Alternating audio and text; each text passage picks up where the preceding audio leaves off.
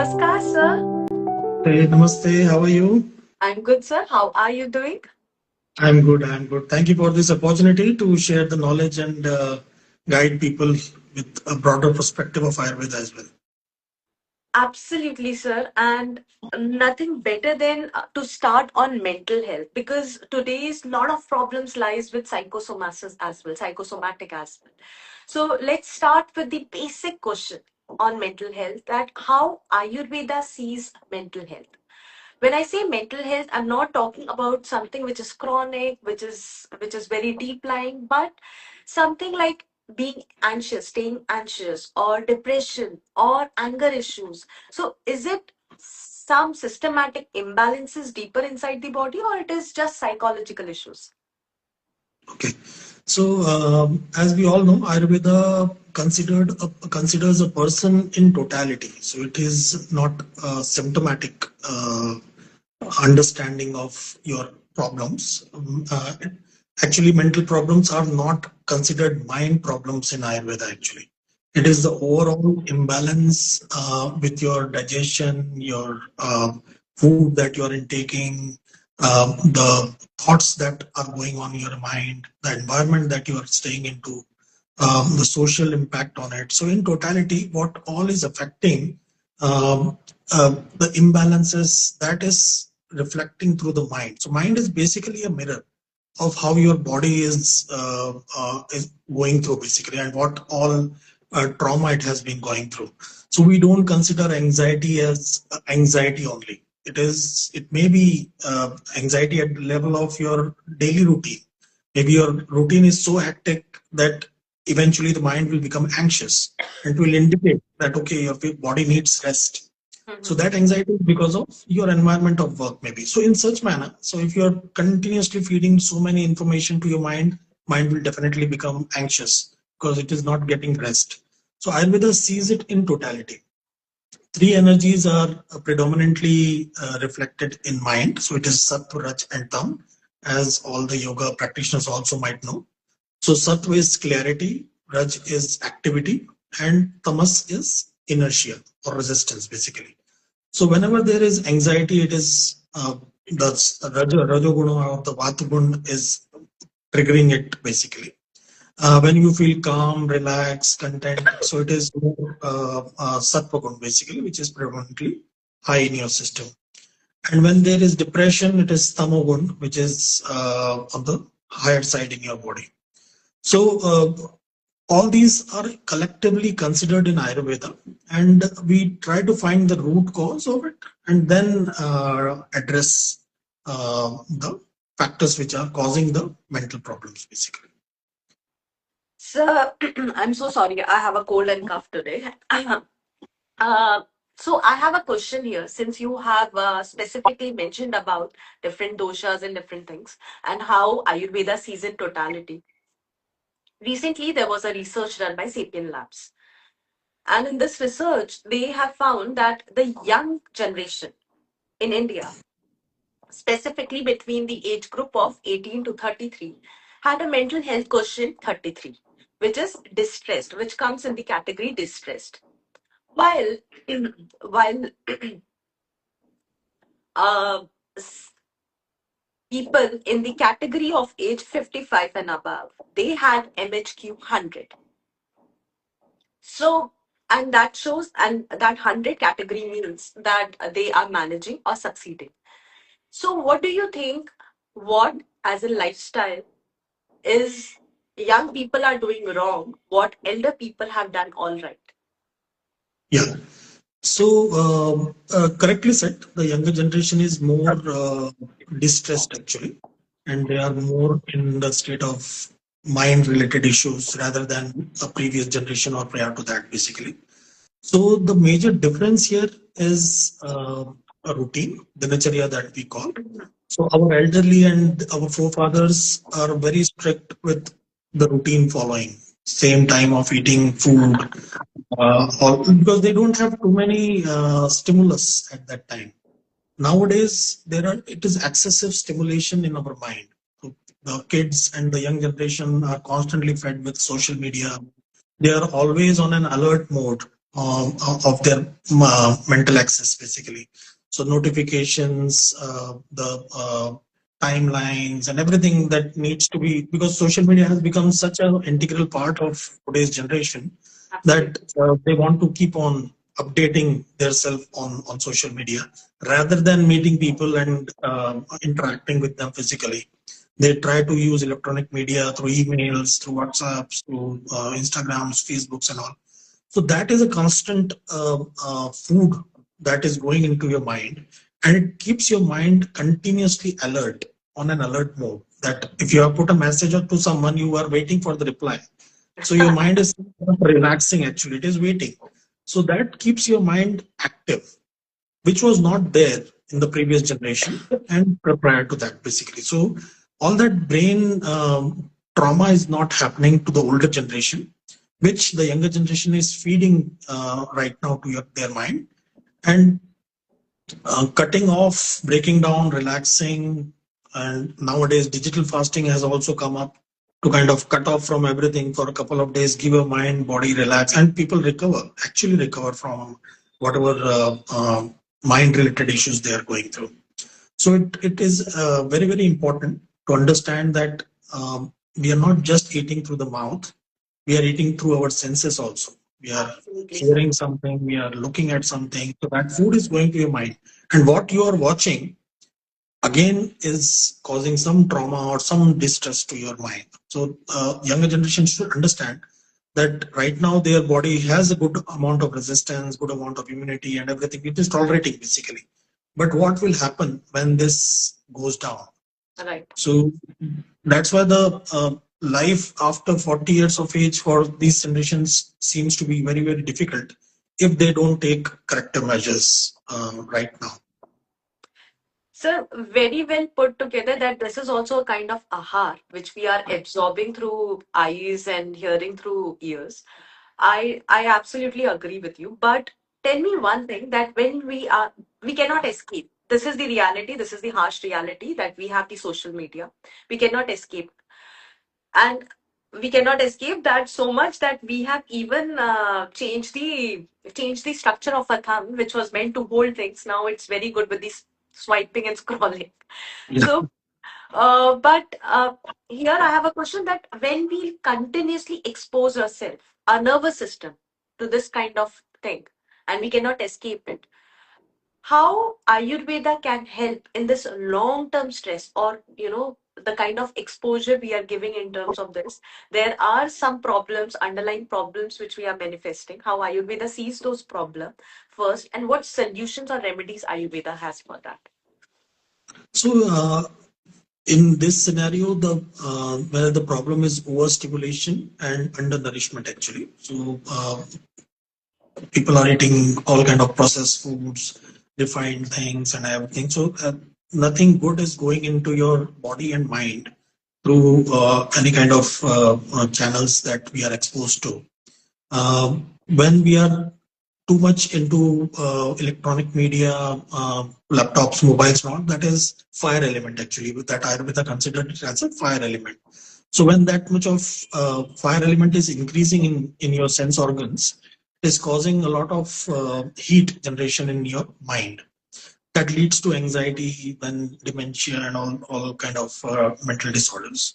So Ayurveda suggests to follow a routine, to sink into a routine which is called dinacharya, which has different aspects, and which is in relation to your mind also, to in relation to your body also, your physical health, your mental health, your social health, your environmental well-being, and everything. So when you sink into that, you have not enough of free time to scroll a lot. So you are focusing on your health, your mental health, your physical health. You're doing exercising, yoga, pranayama, and all. So that is dividing your screen time and utilizing into a healthier purpose, basically. So that's what Ayurveda guides up with, to sink into a routine, to make a routine and make hours fixed for your work. Sleep is very, very important. Sleep is not just sleeping, it is mental reset actually. So your mind is actually recharging itself, re-nourishing itself. Previously, it was mentioned in elder, like earlier generations. like 6 7 hours of sleep is good enough, because they don't have that much of screen time. They have good amount of social activity and interaction with people and all. So for them, 6 to 7 hours is good enough time to sleep. But since nowadays we are too much exposed, so 6 7 hours is not going to reset the brain properly. It needs more rest. So around like 7 to 8 hours, 8 to 9 hours, depending upon your constitution, it is required that you should actually rest and relax. So sinking into a routine and sleeping properly is very, very important. Sleeping is not lying down and watching and scrolling mobile. Sleeping actually means cutting off from everything and sleeping properly. So nowadays, a lot of people are getting insomnia because of this watching screen, because that fire element is keeping your mind active. It will never relax and sleep. Once you prior to your sleep time, 1 hour before, you cut off everything and just maybe do some meditation, breathing, some relaxing exercises and all, and then you go to bed, you will see that you're falling asleep very quickly. So these kind of small home remedies, small changes in your routine keeps the mental health intact.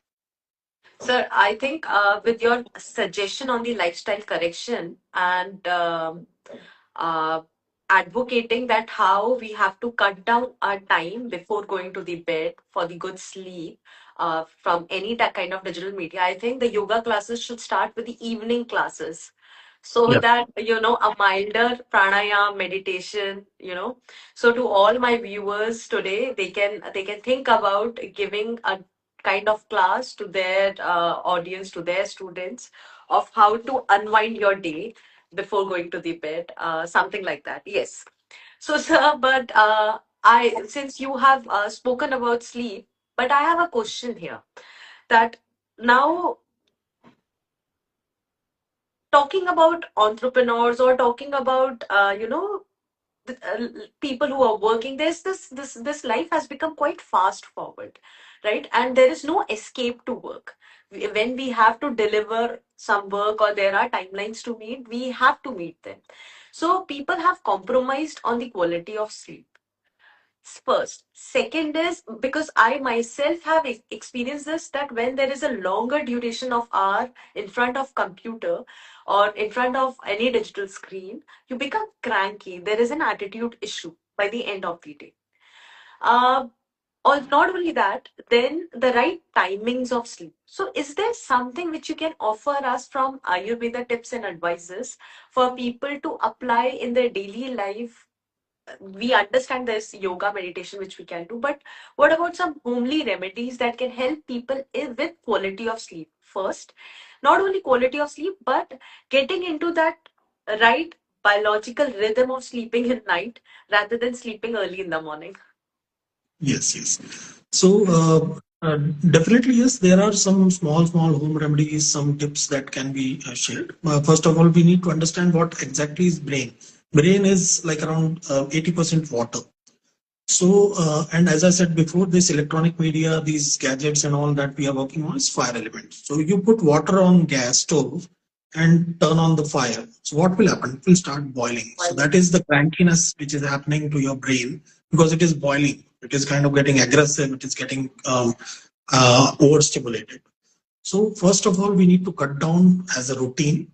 As I said before, like prior to your sleeping time, at least 1 hour before, you cut down from everything. No matter what, no work stops. Basically, you doesn't matter you work for 24 hours or 48 hours. Work will always will be there. Health will deteriorate. So that is an important core aspect of it. So you can work 24 hours, 24/7 for 10 years, and then rest of your life you'll spend popping pills and addressing one disease or other disease, basically. So that is not the key. It is key to improve your like vitality, energy levels, and maintain working all through your life. Um, small tips like nutmeg. Nutmeg is a excellent in inducing sleep. So a pinch of nutmeg with hot water before going to bed induces sleep very nicely. Chamomile is a very good herb which induces sleep. If you don't want to take anything, just apply some warm cow's ghee on the sole of the feet. Rub it. and you will see that your eyes are getting heavier and you're falling asleep. Another good aspect is head massage with Brahmi oil or almond oil. Relaxes and cools down the mind. So these are like things which you can do instead of scrolling things basically. So if you spend like 15-20 minutes giving yourself all these things, so your body feels taken care of, your mind feels taken care of. So it responds tenfolds and gives you more energy and more stamina to work the next day. Otherwise, you wake up groggy in the morning, you don't have any motivation, you don't have any energy to work for. Targets will always remain there. So, but health will deteriorate. So, it is up to us to choose from to uh, fill the pot one drop every day or fill it once and then forget about it, basically. So eventually the health will get compromised and then you will not be able to work as optimally and energetically as now. It is always better to take care of yourself and then do whatever you want to do, basically. So a routine is very, very important in Ayurveda. Very well said, sir. And on that self care routine which you have offered us in this conversation really makes sense. And I think unwinding yourself with self care routine also helps in spending some time with yourself rather than your problems. So, but sir, here I have a question for, especially this question was sent to us by some young parents who said that at this point of time, a lot of young kids are having mouth breathing while sleeping. So, does this mouth breathing also can lead to or can be a factor for future mental health first? And second is what Ayurveda has a solution to fix this mouth breathing. Yeah. So breathing definitely is a problem these days, and mouth breathing reduces the oxygen efficiency in your body, leads to fatigue, dryness of your pharynx, laryngitis, and may lead to acid reflux as well. So it leads to multiple physical and physiological problems. If we are like that, is not the natural rhythm of breathing. Rhythm of breathing is through the nose, and if your nose is getting dried enough, or too much dried or too much stuffy, it can block when you lie down for sleeping, and then the mouth is the only option from where you can breathe. The best solution is to apply a little bit of ghee in your nose every day morning. You can apply before going to bed as well. Keep the track lubricated so that the proper channel of breathing is happening through the nose only. And yoga definitely help through the pranayama and the breathing exercises to train your brain. While doing shavasana also, you train your mind to breathe through the nose. So that kind of things also helps. And in Ayurveda, it is application of either ghee or Brahmi oil or anutelam. These kind of things can be applied to the nose. First thing in the morning, maybe after shower, before going to bed 2-3 times a day. You'll see that your breath is more better and your lungs are getting proper oxygen and your body is also getting proper oxygen. So that training needs to be done. Swimming is a very good exercise for rebuilding the muscle memory to the mind to breathe through the nose. Nowadays, kids are so busy in doing one thing or another thing mentally that they sometimes forget to breathe also. So then they gasp for the air. So that builds up a lot of anxiety and neurotic problems in younger generation as well. Breathing is utmost important. Food is very, very important, and doing this in a rhythm and routine is extremely important. So, sir, you have now given us three jobs to do. One is breathing correctly, then lifestyle correction with biological rhythm, and then ahar. Now, speaking about ahar, food, diet, there is the world is split into two parts, polar parts. One world is into processed food, sugar food, high calorie intake. Then the other world is into proteins, completely into fit diets, different kinds of nutritionals or trending diets. So, how ahar, food, Can also lead to mental fatigue, brain fogginess. So can you explain us more about Yes, it? definitely. Food, mind, and gut are interlinked with each other. So if your gut is happy, your mind is also happy. If your mind is unhappy, your gut will also become unhappy. With all these processed foods, refined things, and packed kind of foods, a lot of chemicals and unwanted things are also going inside your body as a preservative, taste enhancers, all that chemical which is not needed in your system. Your body doesn't know what to do with it actually. So when such toxins are accumulated in at large in your gut, it definitely travels through your mind as well and causes brain fog like situation as well. Cutting down on these things and preferring more warm, cooked, organic foods is always advisable, and freshly made is very, very important. Nowadays, we have refrigerators, we have microwaves, and everything, all that help that we are getting from the technology. So we cook food in the morning and keep on eating for 2 3 days as well. So because of our busy schedules and all, which is not at all advisable because more we heat the food again and again, its nutrition value goes down. So it is not just about cooking a healthy food; it is eating also cooked, warm, and freshly made, basically. So that is very, very important because all this is going inside your system and it is not just feeding your physical body, it is also feeding your mind. So if you are eating too much of spicy and oily food, your Rajasic energies will get activated, leads to anger, anxiety, irritability in your gut and the mind as well. If you're eating too heavy, sweet food loaded with calories and all, your tamas will get activated, which will make your mind depressed, lethargic, no willingness to do anything and all. So balanced, freshly made organic home food is always advisable. That doesn't mean that we should cannot go out and have some indulgence with food as well, but that should never be alone. That should be a family outing. You go out with your friends, family. So food should not be a topic of indulgence. It is the time that you are spending with your friends and families that is very, very important. So nowadays we see kids are going to the restaurants and ordering something and eating alone. That is not going to help you and mentally also and physically as well. Absolutely, sir. So that is important thing. And what we are not what we eat, we are what we digest. That's the key to Ayurvedic diet, lifestyle, and everything. So whatever you are consuming through your mouth and through your mind, how you're digesting it is more important rather than um, only eating is not important. So calorie doesn't matter in Ayurveda, or the combination of like consuming everything at one go doesn't count. How much you are able to digest, that is important. So if you are able to digest, your digestifier is strong and you can take no nothing wrong.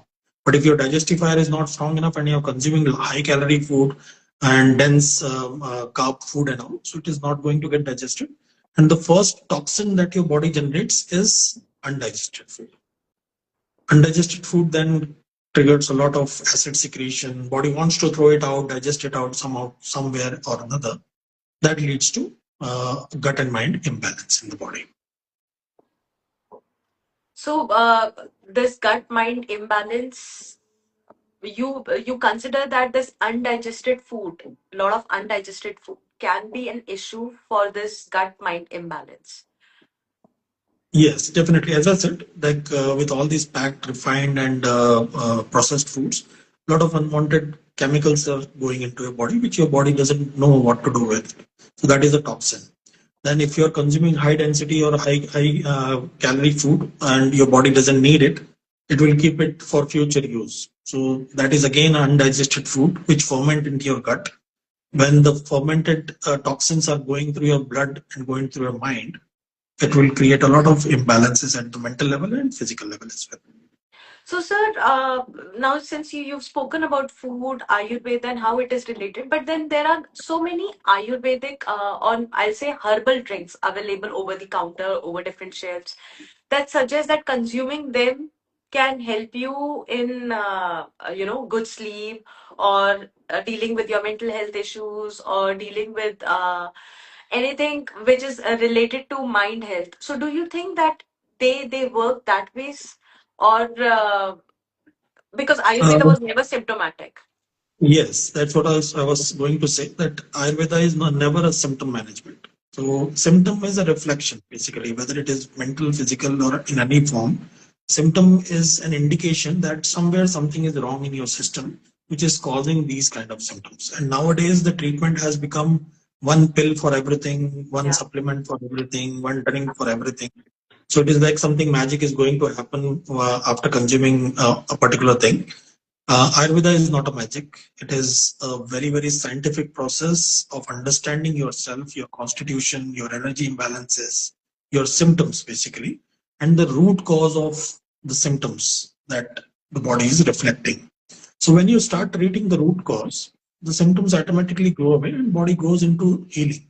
So healing basically is not just repairing or quick fixing a few things in your system. It is healing from the root.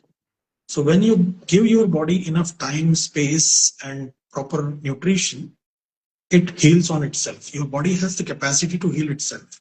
It just need some breathing time and space, um, through proper nutrition, proper mental relaxation, sleep, and all. And you will see that your body is responding in a positive manner. So, sir, we have emphasized so much that Ayurveda plays roles in different ways. First, it asks you to correct your food, then it corrects it like in parallel to your food. It tries correcting your lifestyle modification, and then comes the medicine part. So there are three verticals on which Ayurveda plays a role. But sir, Ayurveda is ancient science. It's a life science that is part of India's wisdom, culture, quite old. So, and mental health is recent issues. So, there is a kind of myth which most of the young generation has, that Ayurveda can be a healing therapy for all these mental issues or not. So, can we have some, where Ayurveda, from you, an insight on any of your patient who has been really helped by Ayurveda in dealing with their mental health issues?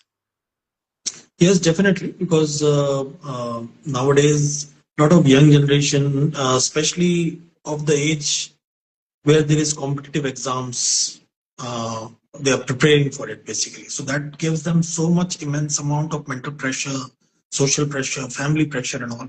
So a few people who are strong enough, they can cope up with it, but few collapses basically. And then nowadays this mental health is been treated symptomatically, so they will give you a pill for sleeping, a pill for anxiety, depression, and all, which is a totally incorrect way of treating your symptoms.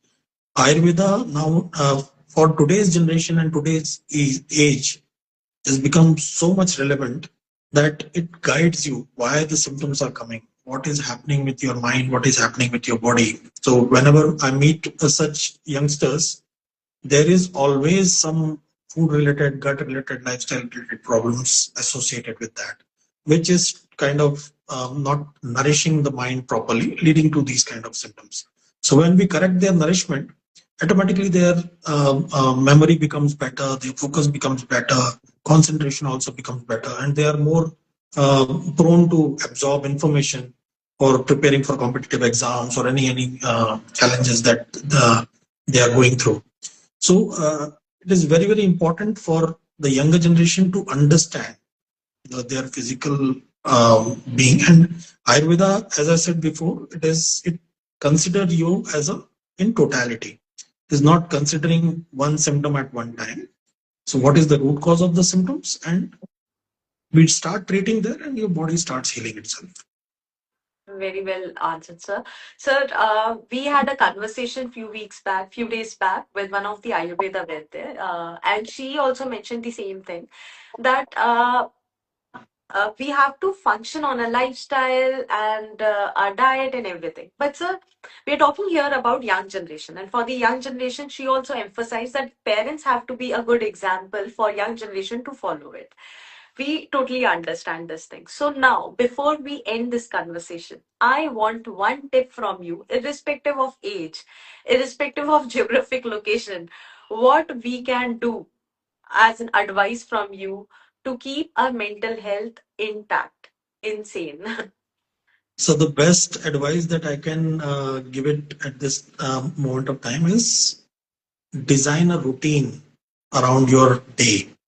Journaling is very important nowadays. It has come up as a some magical gimmick that get rid of all kind of symptoms. But definitely plan your day in a such a manner that you have time for socializing, you have time for yourself, your time for family, your time proper timings for food, and sink into a routine. And when your biological clock is synced into a routine, you will see that your body is much more resistance to the environmental stimulants that your mind is getting affected with. So that is very important. Doesn't matter your age or any kind of disease. Basically, sinking into a routine, eating at right time, right combination, and as per your biological clock and your constitution is at most important these days. Thank you so much, sir. I'm sure today our audience will understand the emphasis on Ayurveda and how the Ayurveda guides us to follow a routine that matches to a biological rhythm, lifestyle, diet, and I know at this point of time how the life has become demanding. We think these all these three things are quite difficult to put in place, but I am sure with guidance, with right guidance, with the right management, we all can put it into place. And Yeah. thank you so much, sir, and can look forward to a good mental health. And I'm so grateful to you, sir. Thank you so much for today joining us and guiding us. And to all our friends, if you have any questions related to more about mental health, Dr. Pankaj Chansaka will be tagged on this conversation. You can always reach out to him. He'll be more than happy to guide you and advise you on your diet and lifestyle practices. Thank you so much, sir. Thank you. Thank you.